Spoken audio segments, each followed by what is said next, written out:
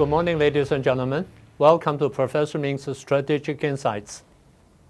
In our last program, we talked about the Communist Chinese efforts in preparing for war. And this war has two aspects, a defensive aspect and an offensive one. Last time, we only had the time to discuss the defensive side. And today, we're going to elaborate on the offensive side. And one of the reasons for this war preparation effort has an offensive side is because the Chinese Communists think that they see a window of opportunity is opening up in front of their eyes. In fact, Communist China has been preparing for this invasion of Taiwan for more than 70 years. They tried it before. They tried it in fall 1949. They launched an attack against a little island called Quemoy or Jinmen, an offshore island between Taiwan and Fujian province. Little did they know that they encountered a disastrous defeat in this invasion, and they lost 10,000 people. After the defeat, the Communist Chinese withdrew their army, regrouped, and ready and prepared for the second invasion next year. But in June 1950, the Korean War erupted. And Communist China made the bad decision, or as they call it, they made the wrong decision to enter into the war. And they had a protracted war, and they had a 3-year war against the United States and the UN armies. So Taiwan was set aside for later time. As the Korean War finally came to an end, a truce actually, the Chinese Communists thought it was about time for them to turn their attention back to the Taiwan issue again. But to their surprise, things have changed dramatically because the Korean War had awakened the United States or the Americans.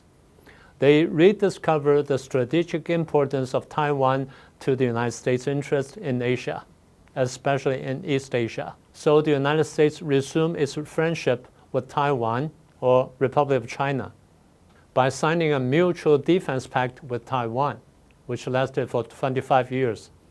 Until it came to an end in 1979.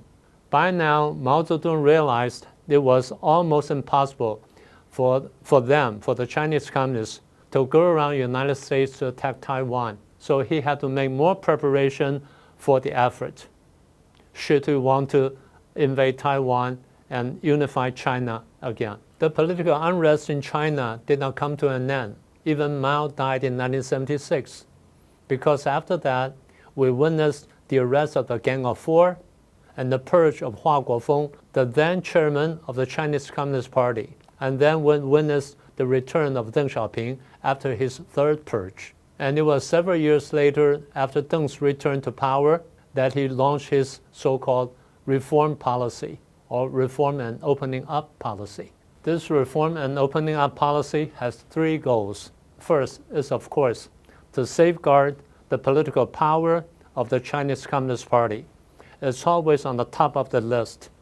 They deem it of vital importance. Second, to save China's economy. And the last one, some of you might have guessed it, preparing for war. It's always in their mind, always at the back of their head. They will never forget it. And this is true not only for Deng Xiaoping himself, it also holds true for his 2 political successors, both Jiang Zemin and Hu Jintao. Let me say a few words about this war preparation effort. It's not just a war against Taiwan or the invasion of Taiwan. In their mind, it's a war against Taiwan, but also includes against the United States and Japan. Remember the world proletarian revolution we mentioned before? How it evolved from Marx as a concept of class struggle, and then into a world war, a war between 2 camps, and a world war with atomic weapons, and a war with unrestricted measures. We're going to elaborate that in our later programs. Now, let's fast forward our clock a little bit to the year of 2012. In the fall of that year, the Chinese Communist Party convened their 18th Party Congress. It was then Xi Jinping rose to supremacy. He took the position of the Secretary General of the party, and he was the #1 of China by then. It was that year that China had a very strong economy. the second largest one in the world, next only to that of the United States, which nourishes their ambition, which greatly altered how they view themselves and other countries in the world. That's why in their propaganda, we often hear things like rise of China, the dream of China, the dream of a great power, and so on and so forth. Together with this strong economy, we saw an acceleration of military buildup. They expanded their army, navy, air force, nuclear weapons, and even the rocket force. Along with that is a very different foreign policy. They have a much more assertive foreign policy to the point of being aggressive. That's how they got the war diplomacy, and it was almost inevitable. This mentality of Chinese Communist leaders persists stubbornly. Since the year 2020, they think they see a window of opportunity. And this window of opportunity manifests itself through several events. The first one is, of course, the 2020 United States election, the presidential election, the political turmoil and social unrest associated with this election, even up to today. And then the United States withdrawal from Afghanistan and all the chaos associated with it. And thirdly, the university protests and riots following the Hamas and Israeli war.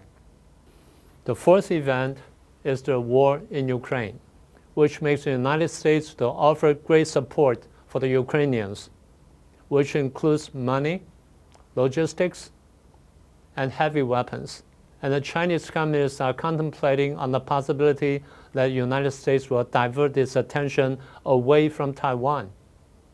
And the fifth event is, of course, the war in the Middle East. First is the war between Israeli and Hamas, and then Hezbollah, and then Houthi, and then the worst possible case is Iran. A direct involvement of Iran in the war, which means the possibility of another great war in the Middle East. The sixth event is, of course, with Taiwan. Should Taiwan be caught in another domestic political chaos, such as severe party confrontations in the legislative yuan or other social incidents, leading to a massive social chaos, for example. And lastly, not unlikely, the coming of a new wave of COVID-19, or perhaps we should call it COVID-24, should it hit the United States badly again. Putting them together, in the eyes of the Chinese communists, is a window of opportunity to their own. So in summary, in the eyes of Chinese communist leaders, these events constitute their window of opportunity. Let's call your attention to what happened to Trump in July the 13th. The assassination attempt on Trump, again, in the eyes of Chinese communists, that means there will be chaos, for sure, there will be chaos in the coming election of the United States. Should that incite another round of university protests or leading to other uncertainties around the world, in the Middle East, Ukraine, or even Taiwan? So again, in their eyes, that's their window of opportunity. You think it's crazy, but not for them. Remember the world proletarian revolution we keep reminding you of, and the war preparation efforts they've been doing? We think and we worry about a misjudgment or miscalculation, but to them, it's a window of opportunity. By now, we know for sure that Putin's invasion of Ukraine is a miscalculation and it's a misjudgment. But prior to February the 24th, 2022, in Putin's eyes, it's a window of opportunity. And that's what we're concerned. So what I'm saying is, on our part, it may be a miscalculation on their side, but in their eyes, it's a window of opportunity. So no matter what, Taiwan, the United States, and Japan, and even the entire world must be prepared for this possibility of miscalculation on their part, but in their eyes, is a window of opportunity. And that's what I mean by the offensive aspect of this war preparation effort of the Chinese Communist parties. And that's about what I want to share with you today. I hope you like our program, and I'll see you next time.